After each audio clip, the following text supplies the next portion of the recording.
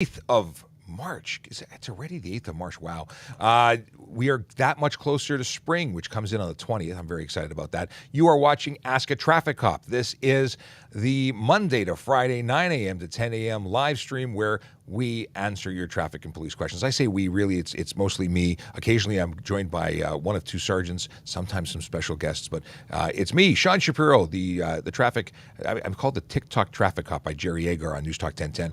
I'm a traffic officer assigned to traffic services. I work for the Toronto Police Service, and here I am sitting in our office/studio, and this is where I go live every day to answer your traffic and police questions. If you've got questions, ask them in the Q&A section of either Instagram Live or on TikTok Live.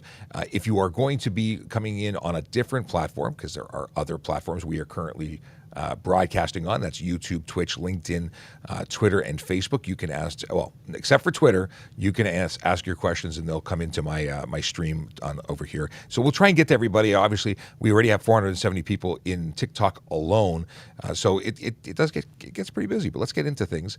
What can we start with? First off, before I get into Q&A, Happy International Women's Day. Yes, we are celebrating International Women's Day. I've already wished my wife a happy International Women's Day, and for all the everyone needs to celebrate and appreciate Women's Day. On our post this morning on Twitter, what did we put here? It says, celebrating International Women's Day with Toronto Police. In 1913, Mary Minty and Maria Levitt became Toronto's first police women and began a rich history of women in our police service. Happy International Women's Day. And we hashtagged it because hashtags are important.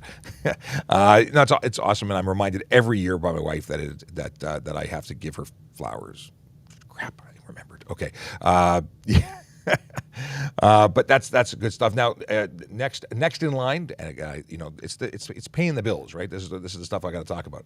Actually, no, this is important stuff. It is Vision Zero Enforcement. Every day is a Vision Zero Enforcement Day. We have the Vision Zero Enforcement team. They are a group of officers that focus on changing behavior through enforcement. That is going out and giving tickets for the offenses of speeding, aggressive driving, distracted driving, and impaired driving. They're there trying to make the roads safer because our goal is to reduce serious injury and death on our roadways. Today they are in 23 Division and 55 Division. That's the neighborhoods of Rexdale, Jamestown, Martin Grove, the Beaches, Bedford Park, and the Danforth. That's where they're focused on today. If you've got questions about that, let me know. But we're going to move right into questions because I don't want to dwell on what we tweeted already. You can always get us on Twitter. It's Traffic Services, @Traffic Services. You can get us on Instagram, @Traffic Services Toronto. Of course, if you're on TikTok, @Traffic Services. And if you want to watch us on YouTube, you can get us at Traffic Services Toronto Police. And there's a lot of different social media. If you want to get us on Twitch, you can get us at Traffic Services. We're everywhere we are. Is underglow illegal or wheel lights illegal? I get to hit this button. Could you end up in a ticket situation as a result of using them? Sure you can. But is there an offense specifically for doing any of those? No. So obviously that means that there's some complications, some things that could happen as a result. If you have underglow and it's not installed correctly and the bulbs are visible and you're projecting light forwards, that's an offense. It's improper headlights, or it would fall under there. If you have more than two sets of headlights running at one time and you have an additional light source underneath projecting forward, that's a problem. If you are projecting a light other than white or yellow to the front, if you're projecting a light other than, morning staff, if you are projecting light to the rear other than red or amber, that's going to be a problem. All of these things could result in charges. They're not charges for underglow, they're charges for the other offenses that might be triggered by the use of underglow or wheel lights. You can't have flashing red lights anywhere, that's a problem. So you have to be careful what you do. Let's move in here. I got to see a question coming in from Instagram. Oh, yes. Does the bear behind you, I don't know which side, that's a reverse camera, it messes me up. So does the bear behind me, I don't know, can you see him? Can you see him right now? Yeah, you can see him on TikTok too. That's Buddy. It even says it on his badge, so it's legit. I assume, I don't see epaulets. I'm assuming he's a PC like me, but that is Buddy, and he has a rich history of which I know nothing about. He came with the office. It's really cool. Somebody made that uniform. When a headlight or taillight is out, is it a warning? I wish we had the ability to run polls here because you'd be curious to see what you think. But the deal is that a headlight out or a taillight out, or a headlight out, you need to have two of them. So is it a warning for it depends on the officer. You can certainly have the ticket issued to you. There's no guarantee of a warning. You need to have two headlights. Simple as that. Now, taillights, you only need one. So if you had one taillight out, you'd probably get it pulled over just to be told, hey, listen, did you know? If you missed it on your walk around, which nobody does, but everyone should do before they get in their vehicle every day, that would be a warning because you have at least one taillight functioning. But if you have no taillights out, which then you're going to get a ticket, I would say. And you shouldn't be driving with none. At night, you can't drive without any because it would be unsafe. It would be unsafe to let you go. So you'd have to get towed somewhere or find some way of getting the light changed. Maybe you carry spares. I like to carry spares in my vehicle and a toolkit so I can actually make the change in a safe place, not on the side of the road. Just looking over Ryan Pinn, good morning. He's coming in from YouTube, and he is a driving instructor in Nova Scotia. He joins us on a regular basis, and we are happy to have him hang out with us when we do this from 9 a.m. to 10 a.m. And we have, Seth Daynard. I don't think we've ever heard from Seth before. He's coming in from YouTube. Good morning. The ATV course online, what does it allow you to do? I have bad news for you, Seth. I haven't the foggiest. I didn't know there was an ATV course. ATVs being all-terrain vehicles, like three-wheel and four-wheel off-road vehicles. I'm assuming that's what covers under the ATV. But sadly, I'm not familiar with the off-road vehicles. We don't use them in Toronto. So that's why I don't know about them. Now, Sergeant Murray Campbell, if he joins us a little later, he knows all about those because he's Mr. Cottage Life and off-road everything kind of guy. So we'll come back to that if you're still around, or if you're not able to stay, check the replay, which is available on YouTube after the show. Alan comes in and says, good morning, Sean and moderators. Happy Tuesday. By the way, moderators, we have a magical band of moderators. They are volunteers, members of the community. They are not police officers. They are not paid to be here. They volunteer their time like every day to make this a better stream for everybody in it. They answer questions that they know about. If they have the answers because they're here through osmosis, they know this stuff. Repetitive information. We talk a lot about the same things on a regular basis. So they'll answer if they know. If they don't know, they bring it to my attention and I can answer it. So they're a great help to us. Thank you very much to all the moderators, and thank you, Alan, for bringing it up and reminding me to thank the very well-deserving folks who volunteer and help out, because we couldn't do it without you. Let's see here. If I haven't already mentioned, if you don't already know who I am, my name is Sean Shapiro. I'm a police constable with the Toronto Police Service here in Ontario, Canada. The city of Toronto, it's a big joint. It's the largest municipal police force. The only police forces larger in Canada are that of the OPP, which is a provincial police force, and the RCMP, which is a federal. So we are now they do some municipal policing duties, but we're the largest municipal police force beyond that in Canada. Red light camera, slam on the brakes when yellow. All right, I'm not sure. The deal is with red light cameras are an automated enforcement system that will take a picture of your vehicle if you cross the white line when it's red. If it turns red before you cross, you're getting a ticket if that camera system is in place. And rightfully so, because when the light was yellow, that actually means stop. It does not mean accelerate, go through. It does not mean you can still cross through. You can cross on a yellow if it's unsafe to stop, but otherwise it means stop. And that's very confusing for many drivers. They didn't realize that. I don't know how they didn't realize it, because they all took their driver's license and they should know that. Suffice it to say, it is against the law to go through a yellow light. So should a red light camera cause you to slam on the brakes? No, you should be driving at the appropriate speed, that you are capable of slowing down when it is yellow and coming to a stop. That is that. It's a thing. As I'm reminded, I say it's a thing a lot. So let's see here. Plate sticker, date of birth, end of February. Did I have to pay it? Actually, it would have been the case. February 28th was the end of the extension that took place during COVID. So anybody who had a driver's license or a license plate that expired after March 1st, 2020, or March 1st, 2020 and onward, was covered under an extension. That extension made it all the way to February 28th. Now, your driver's license, if it expired during that time, is now finally done. You're unlicensed if you didn't already renew it before February 28th. That's a big deal. If you're talking about your license plate sticker alone, then you're good until March 31st. Now, The new system comes into play in March 13th, only a few days away. We don't know exactly how that's going to go. Actually, I'll go look at their website after the show, and maybe we'll do a video if there's any updates. But the deal is that the new system comes in on the 13th of March, and once that is in play, you can just renew it, but you are good right up until the 31st of March. You drink, I ask. I'm going to do that. Okay. When we are going to make a right turn, do we need to make a full stop at a red light before making said turn? Holy moly. Again, things all drivers should know. Red light means stop. Everywhere. Red light means stop. The right turn requires you to stop, a complete stop, and only proceed to make your turn if it's safe to do so. It's your responsibility to make sure it's safe to do so. And if you don't stop, not only would a red light camera get you, but a police officer would lay the charge of disobey red light. And that's a $325 fine. So it's a serious deal. The question or follow-up question was, how long do we stop for? Well, a complete stop. And whatever amount of time is required to ensure it's safe. So that could be quite a while. And stop signs so a complete stop means that all vehicle movement has completed. That means you've come, generally speaking, it's a good way of thinking about it is as you decelerate, your vehicle, it transfers weight to the front of the vehicle. If you never find yourself rocking back after the stop where it transfers vehicle and balances again, you haven't actually come to a complete stop. You've slowed down, and then unless you get that rock back, that's your complete stop. Once you've had your complete stop and you've ensured that it's safe, then you can make your turn. That doesn't matter if it's a stop sign or if it's a red light for right turn purposes. Let's see here. Did I have a question on screen that I didn't answer and skipped by? I don't know. We'll come back to it if I did, but I don't know. When does my M2 license expire if you have an M1? So under normal circumstances, M1s are good for, I believe, 70 days.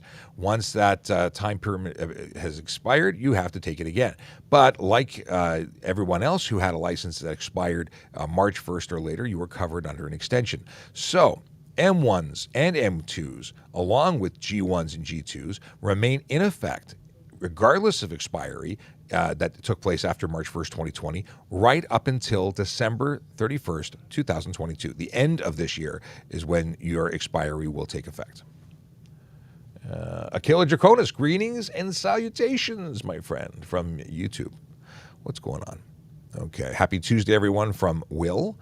This is the question I wanted to, I never pressed it, but this is the one I was looking at. If your plate light, and by that they mean license plate light, is out, can you get a ticket? Absolutely. The Highway Traffic Act in Ontario requires you to have an illuminated rear plate with a license or a light over it of a minimum brightness of 3 lumens, 3 candle power. Which is not terribly bright. Now, you can't have anything other than white light on your license plate, and it shouldn't be ridiculously bright because you're not allowed to project white. Projecting white light is not permitted. You can, however, illuminate your plate, and must illuminate your plate. We've got an Aussie in the house. What is this question? Off topic, but why was my friend scared? I don't know, so the question was why was my friend scared when I asked him to come for a walk in the forest? I couldn't tell you why your friend was scared, but I'm sure you'll tell me if there's a punchline to that. But I'm doing well, thank you for asking. That is Australia Qantas Airlines. Okay, how do I become a moderator? You get involved with the community. Come hang out with us here every day, and reach out to us because we also have a wonderful. What is it called? Q, help me out. Discord. We have a Discord server that Q set up, and that's where our moderators and many of the members of our community communicate on a regular basis. And if you want to become a moderator, getting involved with that would be the way to go.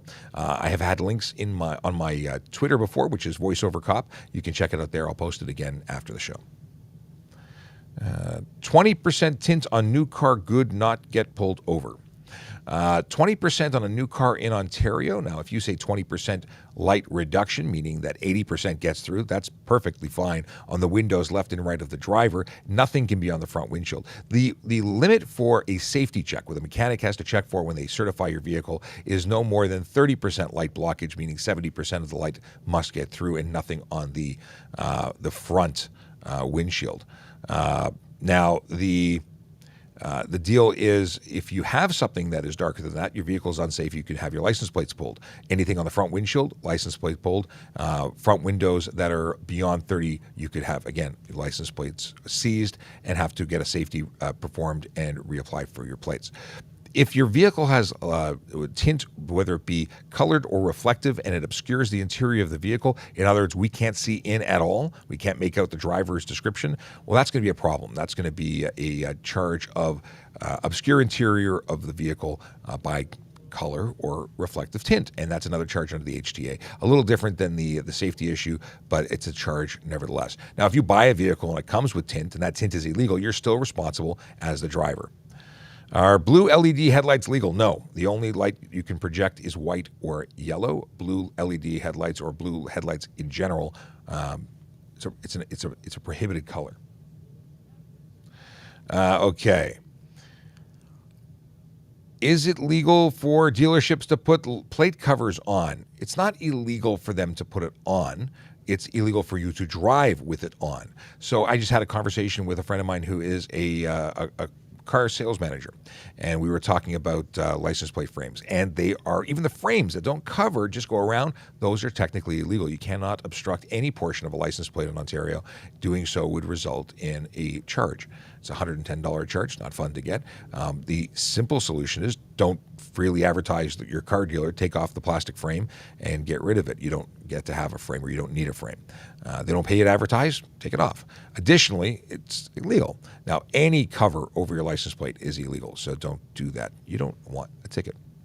I assume you don't want a ticket. I mean, meeting police officers is not hard. You can walk up and say hello. You don't need to orchestrate a situation where we pull you over. Bad dad joke. Okay. Can I speed if there's a medical emergency in the car? No, you cannot speed. Speeding increases your risks of collision. Speeding is illegal, and the goal of getting to the hospital is to actually arrive there. If you cause a collision, you create more patients and may actually never get there. What I would suggest is drive safely and call 911 to get a paramedic or police or fire or all to be where you are. They may direct you to pull over. They may direct you to continue in that direction, and they'll meet up with you. Whatever the case is, speak to the dispatcher. They will give you. If you yourself are experiencing a medical emergency, call 911. Do your best to give them your location, but pull over, because if you may lose consciousness or have a fear of losing your ability to control your vehicle safely, obviously that's not going to help anybody. In policing, we talk about guaranteed arrival. When we're going to race to go help somebody, when there's a 911 call and there's someone who needs us, we have to factor in the fact that anything we do to increase our risk will prevent us from, or may prevent us from, getting to the emergency. We can't help anybody unless we get there. So guaranteed arrival is what we talk about, and obviously speeding excessively to get to an emergency could result in us not getting there at all. So things to think about. There is no exemption for an emergency. Now, there is an exemption for emergencies in terms of using a telephone. You can call police. You can call fire. You can call ambulance. Okay. Going too slow. Where to go? Going too slow during snowy condition, okay or bad?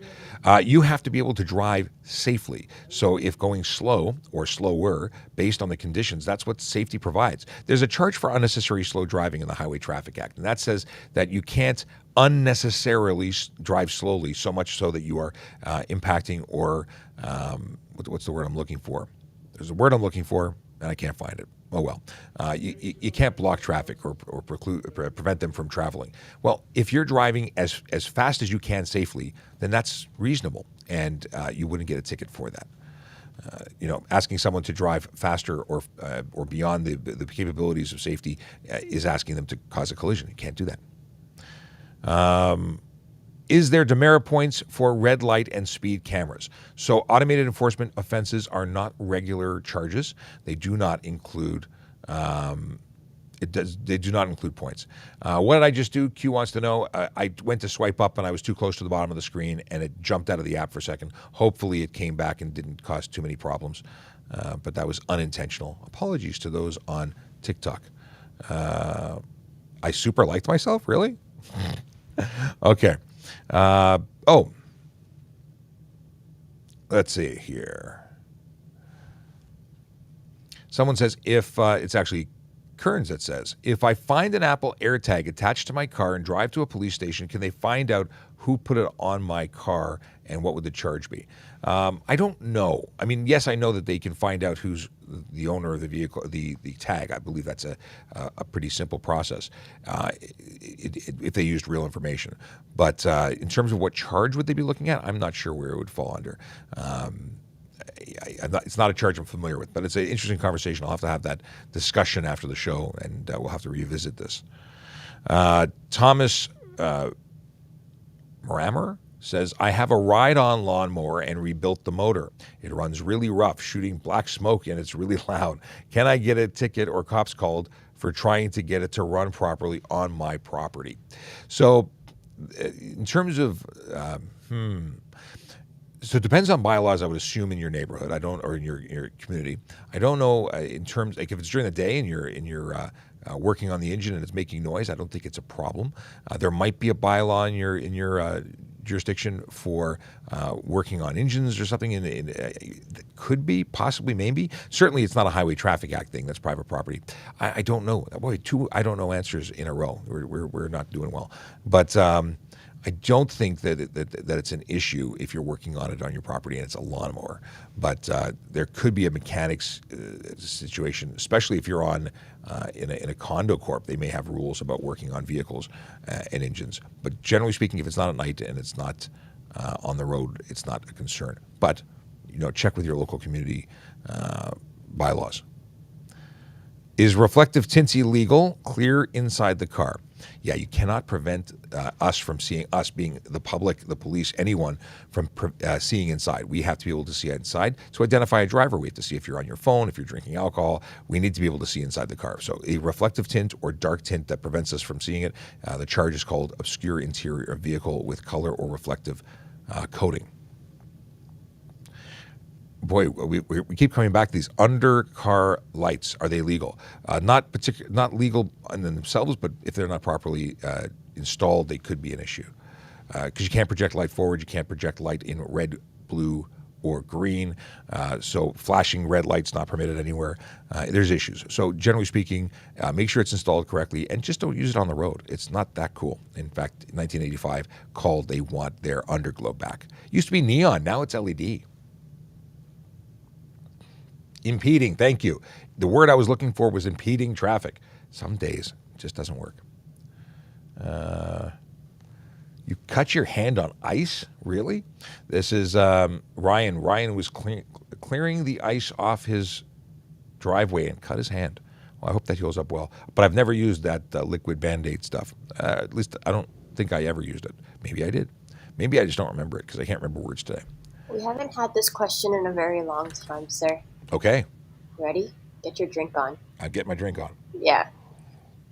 Is it illegal to not have a front plate? Can't I just leave it in my dash? It is illegal not to run your front plate, and it is illegal to put it in the front dash. Yeah, you have to display it as per the HTA. The Act says the front bumper. Actually, it says the front of the vehicle. The front is not the front window, although it faces forward. It is not the front. It's about 40% into your vehicle. It's also obstructed by a windshield. So, no, you can't have it there. It must be on the front of the vehicle, conspicuously placed so that we can see it, so anyone can see it. That's the deal. So, cannot put it on the front window. And just a reminder, if you're in the chat, please don't spam. Please be kind. We have moderators who are there who are, looking to keep it clean in terms of, language and hate-free. Additionally, people are apparently advertising their personal businesses and who knows what in the live. So please don't do that because we'll be asking you to leave or muting you. This is all about community. This is all about getting questions answered and advertising your businesses. It shouldn't be done here. Is it illegal to add an exhaust to my motorcycle? Adding an exhaust, like you want to have more pipes to make it quieter? Sure, you can do that. If you want to make it a straight pipe, that's not legal. If you want to have it create more than if you're creating unnecessary noise, which is a law under the HTA, that's illegal. In the City of Toronto, we have a bylaw. You can't produce more than 92 decibels at idle. So you might be eligible for that offense if you change your exhaust. But changing an exhaust, as long as it is a legal exhaust, is not an issue. Thomas says that he loves watching the show from work. And thank you very much for that. Hopefully they don't mind that you watch it at work. Jacob wants to know, is it a lot of a school to become a police officer? So there's educational requirements, and that, to even apply. There's a move to make it a university degree. At the moment, I think they have held off on that. I believe grade 12 education is still acceptable, but you're in a competitive process, and the more education you have, the better. When it comes to how much school, once you're hired, there are two different things that are happening. There's something that we call pre-Elmer. That's our Toronto Police College that you attend. They prepare you for going on to the Ontario Police College, where all police officers in Ontario have to go and be and graduate in order to get a diploma from there, and then come back and we do post-Elmer. We do additional training here before becoming a police officer. It's about 6 months of a very intensive training. Fortunately, you're paid for that training. Then you also have to pay for the Ontario Police College, which I believe it's about $12,000. It may have gone up since then. It used to be something that the police services paid for, and then they stopped. The cost was passed on to the members. So you want to become a police officer, you may have to take a loan unless you have cash in the bank. In any case, if you want more information on how to become a police officer specifically with the Toronto Police, go to www.torontopolice.on.ca/careers. It's a big shock. Careers is the place. But if you can't get that, just go to tps.ca. That'll take us to our main website. You can go into the careers section, and lots of information tells you about the physical and the academic requirements, and there's also psychological requirements. You have to be interviewed by a doctor to ensure, and it's medical requirements to make sure you're healthy enough and capable of doing the job. I am not related to Ben Shapiro. Someone wants to know, and I see that Q has put that in bold, so it must have been asked many times. I did a video on this. I'm not related. I'm 6'5". He is not. He has lovely hair. I don't have a lot of hair. He has a higher pitched voice. I have a low voice, and for those reasons, I actually have no idea if we're related in some way, shape, or form. But my name is Sean Shapiro. I am a police constable with the Toronto Police Service here in Ontario, Canada, and we go live from the Traffic Services Studios Monday to Friday from 9 a.m. to 10 a.m. answering your traffic and police questions, because that's what we do. We want to educate everybody. We want to bring attention to and dispel the myths. A lot of people think things are law that aren't law. Some people misunderstand them. At the end of the day, our goal is to educate so that you know what the deal is. If you know the law, maybe you'll not break the law. There's some people who are going to break it anyway, but at least you can't say you didn't know, but that's a different story. What is this? Ryan Pinn says, 35 weeks at Holland College on the East Coast. Had some police friends encourage me to do it, but I can't take that much time away from the family. It was tough. I got married and then ran away to police college. So I was a court officer before, and I transitioned. And just after I got married, I went off to police college, and that really made my wife happy. Me abandoning her for a period of time. She was not happy. Okay, but she kudos to her on International Women's Day. I get to say thank you again for supporting me in my career choices, and I have the best wife ever. Okay. Australia Qantas Airlines wants to know: do all police officers have license plate readers? It's more and more that coming out in let's say here. We have some in the police service, but not all police services use them, and not all police vehicles have them within services that do have them. It's emerging technology. Some services in the States do have, but not everywhere. Joining me now in studio, we have Sergeant Murray Campbell and Sergeant Melissa Kulik. And good morning. Good morning, Sean. How are you? Doing all right. We had a question for you earlier, and I'm going to scroll back to ask it because I said I would, and I promised that if they came back and watched the rerun, the answer would be there. Seth Daynard had said, I think it's Daynard, D-A-N-A-R-D. I hope I'm saying it correctly. Good morning. The ATV course online, what does it allow you to do? The ATV course online? I didn't know there was an online course. Is there an operator's? So there is an operator's course that's offered by individual clubs, And it's usually for younger drivers or brand new drivers, and it's safe skills driving that they offer. With a motorized snow vehicle, the province can issue a 12-year-old a motorized snow vehicle's operator's permit to ride on the trails. With an ATV, they don't do that. So ATV being 3-wheel versus 4-wheel, or is it? ATV being 4-wheel. Oh, also 4-wheel. An ATC, all-terrain cycle, was the 3-wheeled one. Oh, The ones that were really dangerous. Yeah, the ones that killed a lot of people because they flipped over and Yep. bad things happened. Yeah. I forgot that But it they was were ATC. They looked cool with the big bouncy tires. Yep. It looks really funky. Someone says, make street racing great again. Yeah, no. Question says, do OPP have authority on residential streets? So OPP go to the Ontario Provincial Police or the Ontario Police College, as do all police officers that are sworn in the province of Ontario. And technically, we're police in the entire province. If the OPP are in Ontario, they are police officers. They can certainly act in that capacity. That's kind of like us, John. We can go to anywhere in Ontario and act as a police officer. Technically, we probably wouldn't do traffic enforcement elsewhere, though. We could. We'd have the authority, but we wouldn't want. We'd call a friend. We'd phone a local friend. Yep, we do that. And we have the 400 series highways that come through our. We do some enforcement on there as well because the OPP can't be everywhere all the time. So Yes, we're all on the same team. It's all about traffic safety. It's all about protecting the public, investigating crime, and so on. So it's we do work together. We talk. If your backlight is broken but still works, would you get pulled over? So the requirement under the HTA says that you have to have at least one brake light. It actually says 2 headlights, 1 brake light. If you have a broken light and you're projecting white light rearwards, that's a problem. So you could get pulled over for that. If you still, at very least, they let you know whether you get a ticket or a warning is up to the officer. But yes, you could be pulled over for that. Let's see here. How is this possibly a question again? Maybe I didn't delete this, but it says, are tinted taillights legal? And I know Sergeant Campbell's favorite question is related to that. No.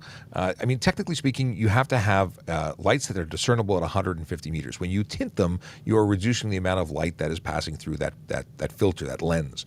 And it's generally not making it bright enough. Some people said, well, you can still see it when you press the brakes. Well, that's not what is required. It's required to be discernible even when driving at night. And it's not what's passed, Transport Canada's safety evaluation of the brightness of the lights when it was manufactured. So once you modify it, it's no longer past the test. It's certainly a problem, and we call it a clue when we investigate vehicles that are involved in collisions and we see these tinted taillights and they were rear-ended and we go, shocking, they were rear-ended and their lights don't function at the way they were intended. They may change the outcome of an investigation and not in a positive way for those with tinted taillights. And your insurance company, when they do hear that you've modified it to make your brake lights less effective, you may be finding yourself a little more at fault than you maybe once were. That's it. Yeah, and something that many people don't realize is we lay charges based on the information that we find. Does that mean that the insurance company just takes what we say and say, okay? No, sometimes they will attribute additional fault after the fact, and that's their prerogative. Driving a modded car, is it allowed? That's a very wide open question, because modded could be that you painted a racing stripe down the side of it. Modifications don't necessarily mean legal or illegal. It depends if the modifications themselves are legal or not legal. So if you want to ask me about specific modifications, we can talk about that. But blanket modifications, I couldn't say for sure. John, you know what? For that matter, you can build your own car. You can design and build your own car and operate it safely on the streets as long as it passes the inspection. So modded cars, yep, but they still have to pass. They have to pass safety. And even things like paint, if you change the color of your vehicle, if you change the color, it doesn't make it illegal, but you do have to update the Ministry of Transportation. You change the engine in your vehicle, different displacement, you got to notify the Ministry of Transportation. And you should be notifying your insurance company too. They want to know these things. If they find out after the fact, they get offended. They said, we don't want to pay you for that claim. I remember seeing someone in the news who had an exhaust system put in Aftermarket, and they denied the claim because it was a modification and they weren't notified. That was an extreme case, but it's still something to think about. Question from Akela Draconis from YouTube says, does a fog light count as a headlight? If it projects forward with more than 300 lumens of power, it is a projector light. It's a headlight. So you can have your fog lights and your main lights on at the same time, but you can, at that point, that you're maxed out at 4 projector bulbs forward, you cannot have any additional lights. So it's a good question. Yeah, I totally agree. Now, manufacturers have changed things up a little bit. I think of the Porsches and stuff like that. Use LEDs, and they actually have 4 smaller headlights within one headlight housing. I think that becomes one projector bulb with 4 elements. I think. It must be, because otherwise one headlight housing would be more than the legal permitted. Well, no. My vehicle, which is a Chevy truck, it has one headlight housing with 2 separate bulbs in it. So I have 2 low beam bulbs, 2 high beam bulbs. Okay. And the manufacturer automatically turns off the driving lights if I turn the high beams on, because that would be more than 4 lighted headlamps in the front. I wonder. I mean, I imagine Porsche is selling a legal system, so I wonder how they do it. I'd have to look more into it, and investigate, because I think each bulb has 4 bulbs in it.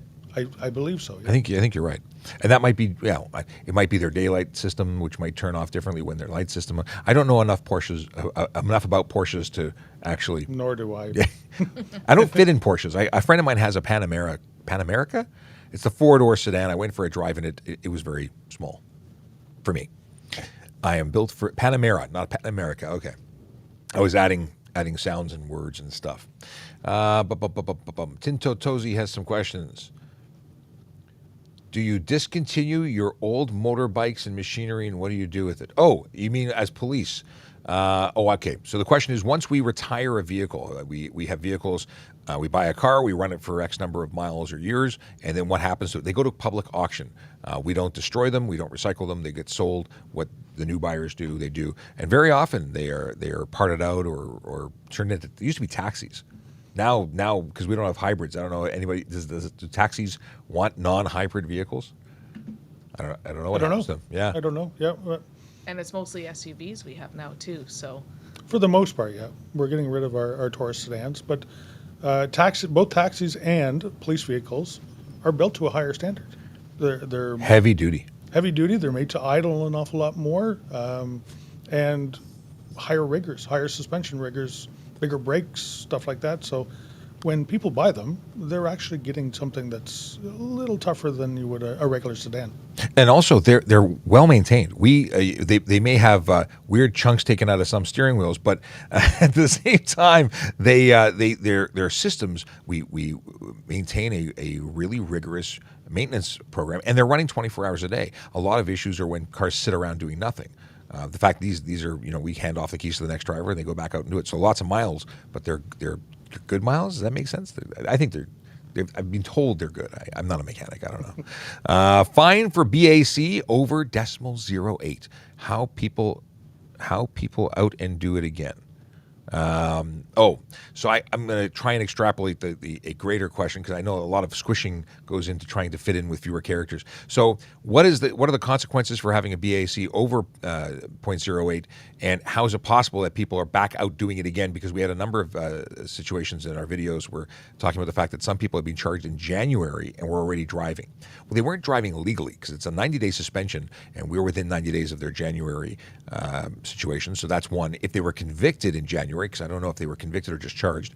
If they were convicted, that would have a minimum of a year, if not. And plus, I believe it's an additional MTO suspension that goes in, so it would be 2 years. Effectively, if they didn't get into what is it called? It's an early something where you have the ignition interlock program, which reduces it to only 2 a year. In any case, they're breaking the law if they're driving so quickly after. And obviously, the people who are doing this have a major problem. And then what the answer is, I don't know what the answer is, because we're all about education and enforcement. And you know what? It's a criminal offense to do it. Once you're suspended criminally, it's not a provincial, because you've been convicted of a criminal offense. And you may be looking at something a little more serious than just a fine. It could be jail time. And just to for people that aren't aware, BAC, what does that stand for? Blood alcohol content. Very good. Yes, we're such an acronym laden or a profession. We have acronyms for everything, and I sometimes forget that nobody else knows what that means. So that's a very good point. Q says, "Oh yeah."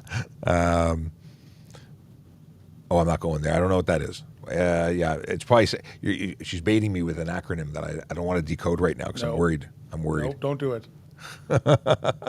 Okay. Yeah. All the gear all the time. Okay. Question about lane splitting on a motorcycle. What's the charge? So lane splitting is when you are driving between other vehicles who are properly within the lane. So you're taking the gap between two vehicles that are side by side and you're driving between them. That's careless driving. Could it be stunt driving? Possibly, maybe.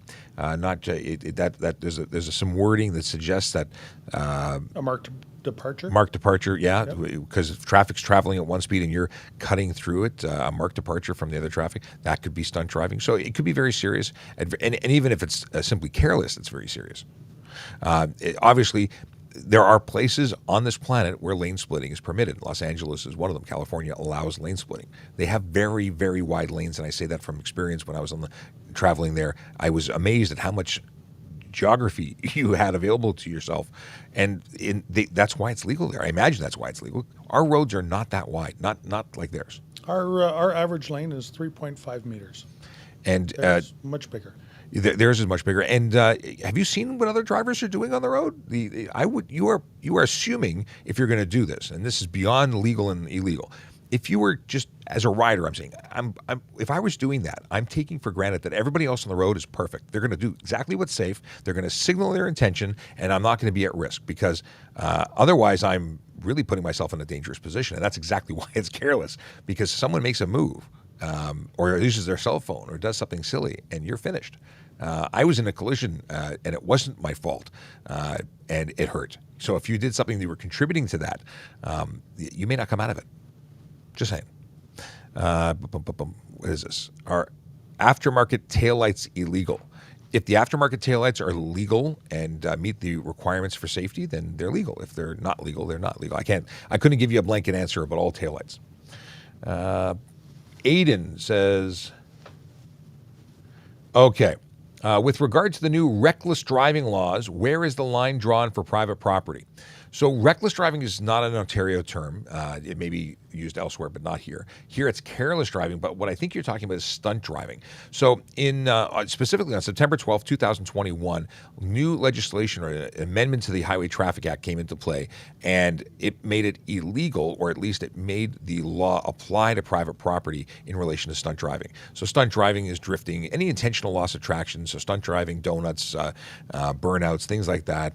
And there's a myriad of other charges that all constitute stunt driving. They now apply on private property. And they went so far as to say, like farmers' fields, like parking lots, above ground, below ground. Like they listed a gazillion different scenarios, and all of them are now under the jurisdiction of the HTA. And what would happen if you do perform any of these stunts on private property? Well, exactly what would happen if you did it on the road. And many people have said, well, I'm not letting you on my property. Well, if it's found committing, if we see it, we can enter your property to enforce that. Are we hanging out in the bushes on your lawn? Probably not. But if there was a complaint related to it, if we were investigating for one reason or another, and I think it was established because there were these events taking place. And if people thought, well, instead of going to the parking lot at Walmart, we're going to go off to Farmer Joe's field, even if I am Farmer Joe, and I'm going to hold this illegal event, it gave the authority for us to investigate that and deal with it. I believe, Sean, that it originally came from parking lots. It originally came from unlawful assembly in parking lots, where before this, the charge would be just for the drivers and not for the other participants that were in there. So they've kind of included everybody into the stunt driving, people that are racing, people that are performing stunts, people that are sliding, people, because the vehicle owners are going there unlawfully, performing stunts there. The property owners don't actually want them there. And I think that's where the push was to the government to introduce this, so that the penalties are a little more severe, keeping people more safe. And to that effect, they even stated that so many times that people clog up the courts and don't, they don't get the impact of the suspensions and such because when there was before, so they increased the before courts to immediately dissuade people from doing it. And it's an interesting tactic. Many people want to know, but what if I own the property myself? Well, there's no exemption for property ownership or permission from the owner to make it legal. So the only exemptions are for racetracks that are places that are constructed for the purpose. They didn't go into detail as to whether or not you'd have to have medical staff or what constitutes a racetrack, but it says a racetrack, a go-kart track, or a permitted event. So something like Indy. In fact, they include the words Indy in the rules because if you had something like Honda Indy, it would be permissible because they'd have permits. But there's a lot of interesting discussions surrounding this. A multi-right turn lane at red, light turn from middle lane. Okay, so this is a situation where you're exiting the highway, I think is the best example, and there are two right turn lanes. Are both of them legitimate for making right turns when the signal is red? The answer is yes. I grew up thinking it was not legal, but it is in fact legal. Now you have to make a proper right turn, so you have to turn into the appropriate lane. So if you're in the curb lane, you turn to the curb lane. If you're in the next lane over, you turn to the next lane over. It must be safe, and you are responsible for what happens if it isn't safe. So you're making that judgment. It's just like any right turn on red, you can't go unless it's safe to do so. And when you make that turn, you're taking responsibility. There was a question I just saw that popped up, and it was what was the license? What was the ticket for having a no light on your license plate if it was not illuminated? $110. $110. Let's see here. Which car gets stopped if several are going fast? This is always interesting. Who is the winner? It depends. It depends on the officer. The one that they locked onto for speed, the one that was first, the one that was last. It could be anything. You're not safe. If you're speeding, there is no safe place to be. It could be you, could be the guy next to you. There's no rhyme. There's no set rule as to which one to get pulled over. And you know what? There's different devices we use to measure the speed of moving objects. If it's a laser device, you could have multiple people pulled over at the same time because it takes a fraction of a second to point it at each one of them and get the exact speed for each one of them. So, at the end of the day, if you are exceeding the speed limit by any amount, you're eligible for a speed ticket, and we want you to be safe. So you should be following the rules. And if you are not, know that it might be your day when that ticket comes. But it's really a lottery. You're buying your ticket by exceeding the speed limit. Whether you win the prize is an entirely different situation. Question about when people are arrested for impaired operation, how long do they stay in jail? So generally speaking, we don't hold people in custody for the simple offense of impaired operation. For the simple offense, you blew over, nothing else happened. There's no wants or warrants. There's no complications. I was going to say there's no way to answer that because every situation is different. The level of impairment is different. The level of your blood alcohol is different. Your history is different. Your driving history is different. Your criminal history is different. Locations are different. So there's no way to answer that. It depends on the situation. Yeah. Every situation is different. And when someone is held in custody, it depends on their specific circumstances. Yep. If someone was held for bail for one reason or another, it depends on how long it takes for them to get bail. So, yeah, Sarge is absolutely correct. It depends. Yep. And you know what? The officer in charge of the station has to take all that information and make a cognizant decision on when to release somebody. And as Seth is coming back with if he came back in to ask if we asked his question, answered his question about the ATV course, and we did. And the recap was Sarge didn't know there was an online course, but that there is a course. There was a course put on by clubs. Yeah, individual clubs put on a safe rider course, and it's mostly for new riders or younger riders. There's no mandated course to operate an ATV. If you are operating it off of your property, you have to be a certain age.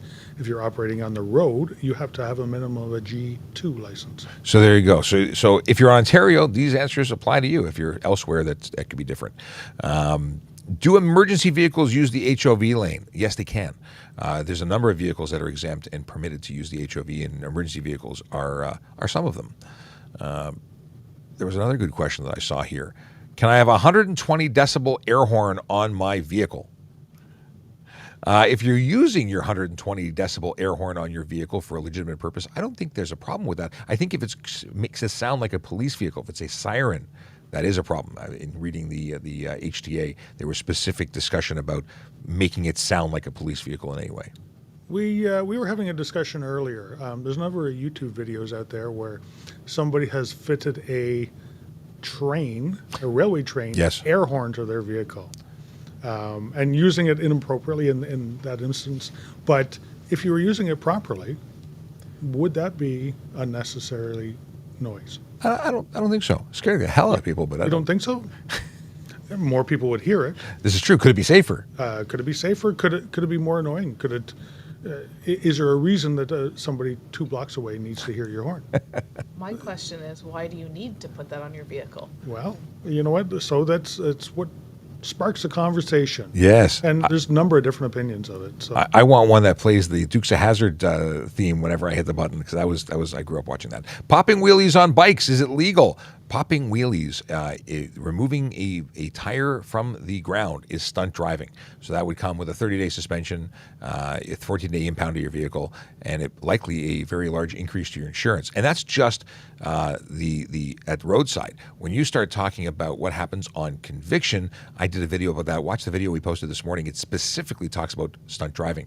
A minute and 52 seconds left if you're watching on Instagram. If you want to continue watching, once that goes out, we got another 10 minutes to go, you can watch that on YouTube, Twitch, Twitter, Facebook, or TikTok. But just letting Instagram know we're limited to 1 hour there, and we started a little bit early because we were doing some testing. So if you want to continue watching, hop on over.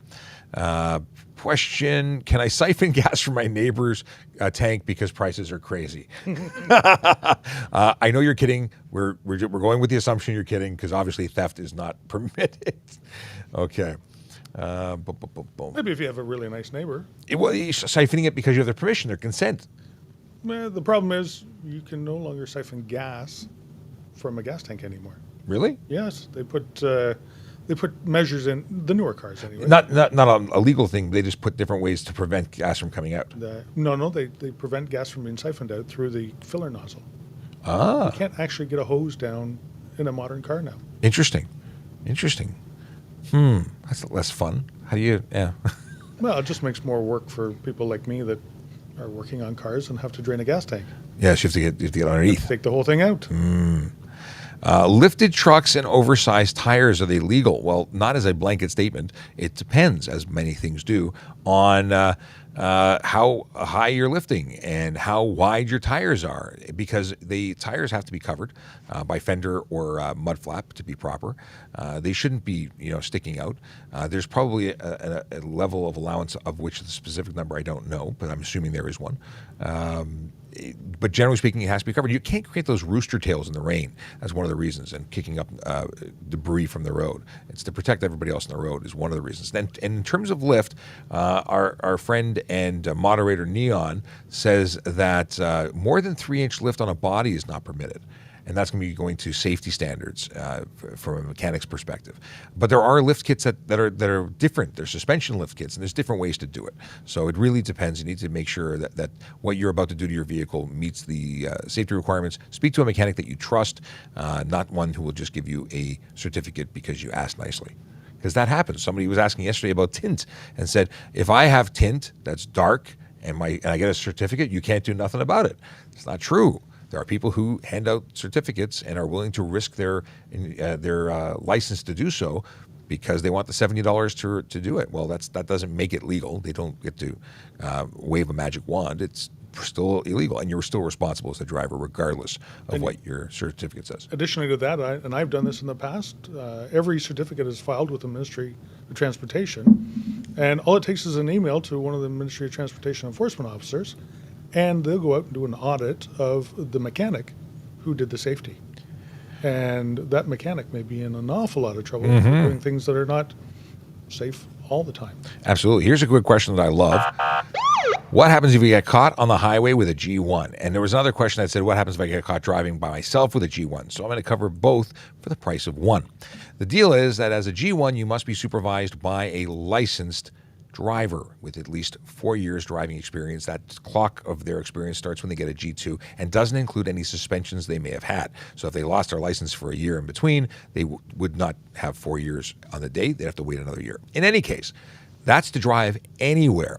But if you are driving on the highway, even with a licensed driver, you're still committing an offense because you can only be on the highway. Now, I should say freeway, expressway, because highway is any road in Ontario, but you can't be on the expressway or freeway unless you have a licensed driving instructor. That's the person from Young Drivers or some other, driving school. They are professionals and they are able to assist you in learning highway driving.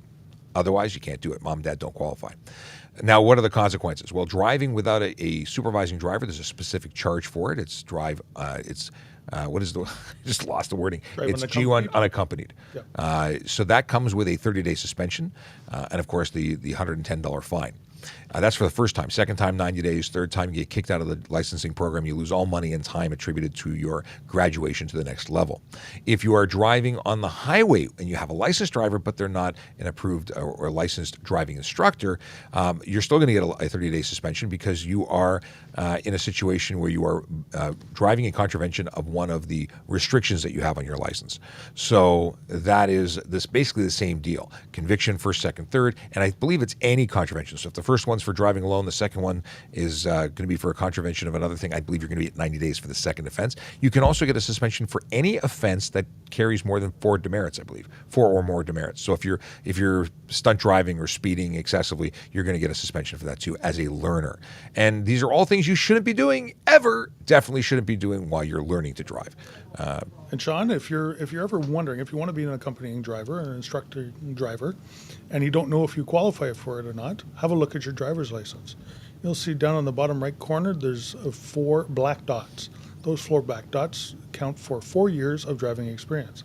If you don't have that on your driver's license, you're not a qualified accompanying driver. Simple as that. That's it. Used to be stars under your photo on a red bar. Yep. They upgraded it to the bottom right-hand corner beside your mini-me picture. Your little hologram. Your little hologram. Can I still fly my flags like I have for years? So we've been getting a lot of questions about, is it legal to fly a flag on a motor vehicle? And there is nothing under the HTA that says thou shalt not fly flags. However, means of attachment, they have to be secured to the vehicle. They cannot interfere with an ability to drive or see safely. So there are conditions where flying an enormous flag on your vehicle could be an issue.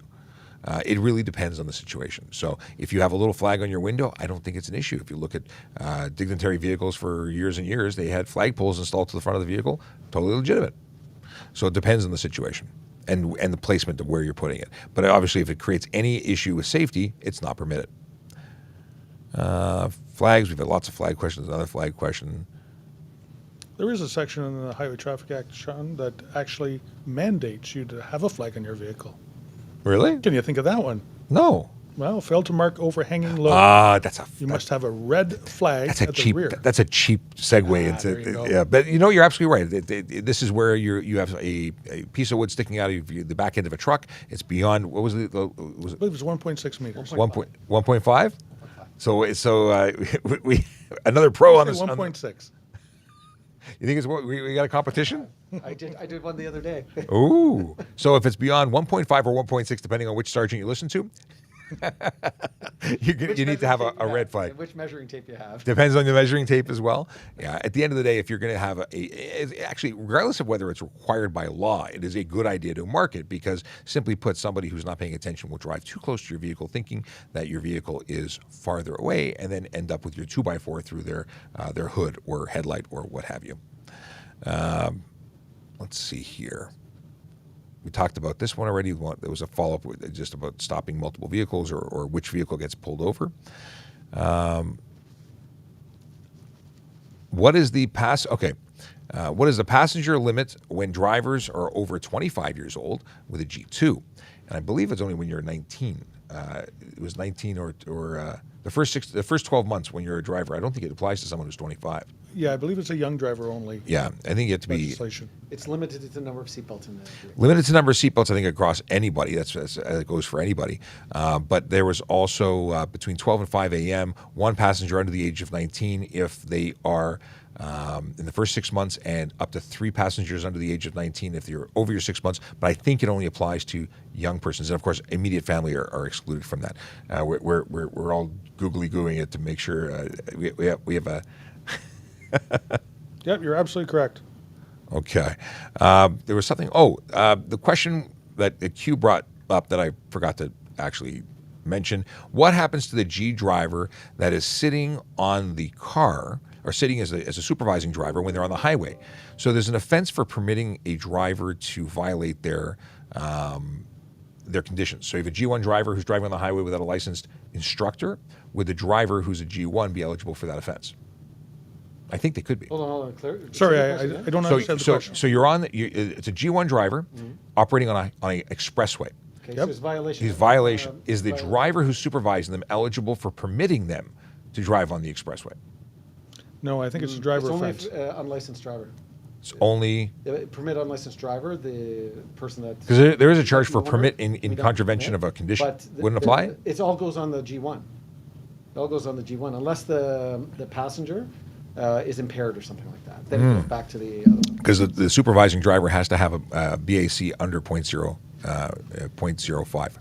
So interesting, because there is that charge, and I thought it might apply. Maybe it doesn't. See you later. It's always nice to have visitors. Okay. If you don't already follow us, you should be following our channel because we do this every day and we have great conversations. And some of these get really deep as we are getting into right now. And sometimes they're just more fun than others, but it depends on the day. Okay. Let's see here. Is it illegal? Oh, I love this question because the answer is no.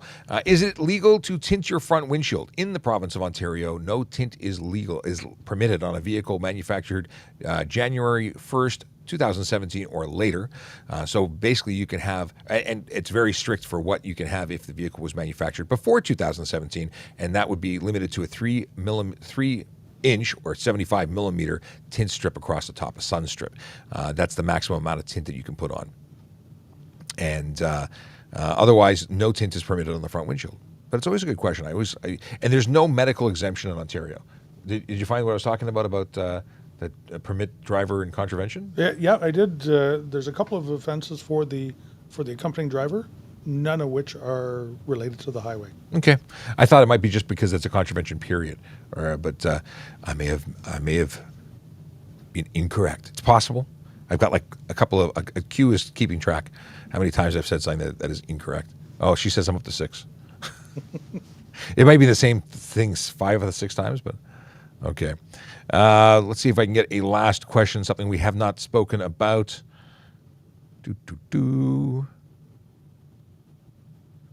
Just in passing, someone says, if you don't get caught, is it still illegal? If a tree falls in the forest and no one's around to hear it, does it still make a sound? Where is this? Boom, boom, boom. Boy, we got a lot of duplication here. What happened to the no spam deal? Are people allowed to ride in the bed of a pickup truck? That's a good question. We had some conversation about that not too long ago. The answer is no. The only place that you can ride in a motor vehicle is in a seat designed and manufactured when the vehicle was built to have a seat with a seatbelt. Now, if the vehicle is an older vehicle and there was no seatbelt, that would still be permitted as long as there was intentional placement of a seat. There is an issue about